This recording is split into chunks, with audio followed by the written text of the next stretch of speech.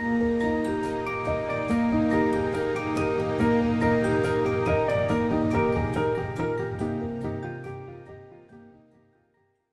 my sensational students. Welcome to Bloom and Grow Education. My name is Meredith. Today's lesson is suitable for Year 5 students who are preparing for the GATE test. It's a writing lesson, and it's another one of those lessons where I'm reviewing a student's work and giving feedback about it. And I do these a lot because research shows that it's really effective. And I also think, particularly in this example, it's a good way of looking at the text or the stimulus in a different kind of a way. So let's get started straight into it. This was the stimulus the child was provided. This is, if you go onto the Department of Education where they have their sample, this is what the GATE test might look like.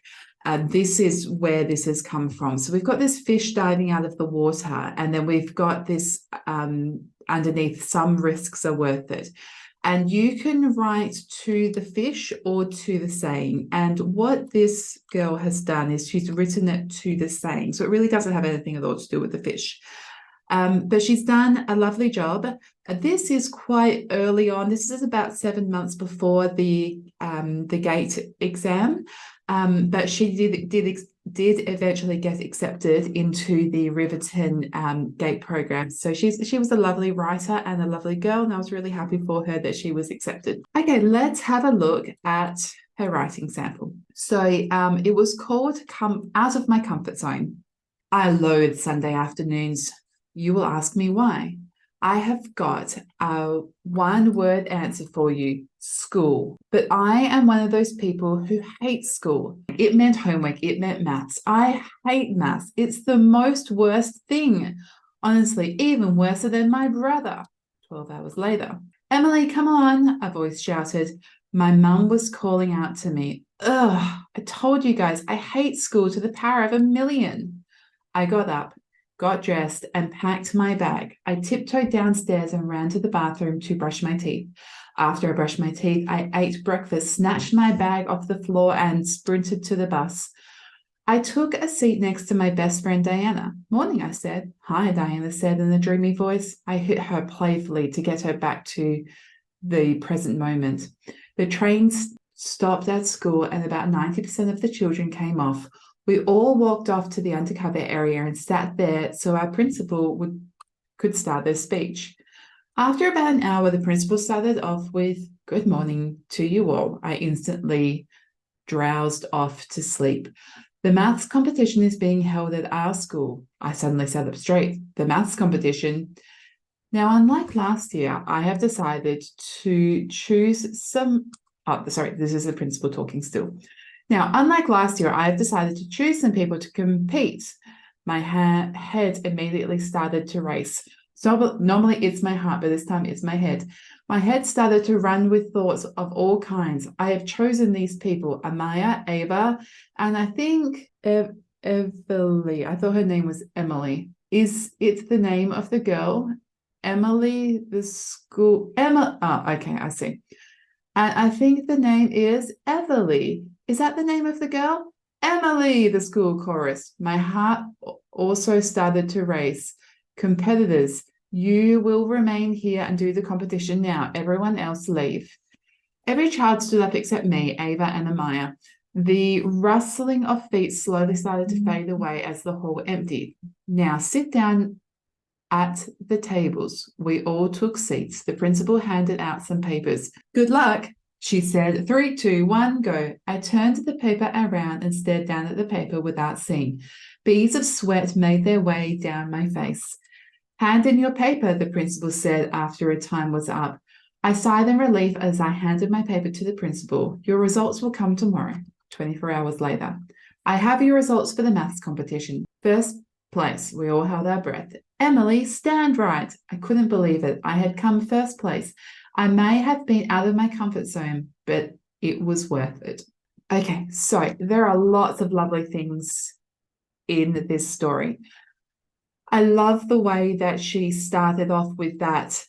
You know, she doesn't do that one Sunday afternoon, which belongs back in in year 1 and year 2. She starts off with a hook like, I loathe the Sunday afternoons. And I really love the way like she builds it up. It meant homework. It meant maths. I hate maths. And so what she's doing is she's setting the scene here for what comes down here when the principal calls her to do this maths test. I also love the way she said, honestly, it's even worse than my brother, because that's something that a feeling that we can all relate to. Well, most of us can relate to. It's worse than my brother. It's worse than my sister. I also love the way that she has, where was it, snatched? She's not she grabbed, which is a common word to use. She snatched her bag. And then dreamily, Diana was dreamy and she playfully grabbed her. There were lots of really good things in there. Lots of really good things. Okay, so areas of improvement. So obviously, because I was struggling to read it, there was some areas where the punctuation or the grammar could have been a little bit clearer, or the word choice could have been a little bit clearer. There's some spelling issues in here as well. I'm not really sure how this Diana part contributes to the story. She could have just gone straight to school. I guess this is sort of like a build-up area for her, but because you've only got 25 minutes, you can't be putting in information that doesn't directly relate to your story. Otherwise, she's done a good job. Now, one of the things that I would encourage you to be wary of when we're coming up with these unique ideas that we need to for the GATE test is to try to stay away from your little world. So school and your friends and your hobbies and your home, because it's not really showing that you can think big.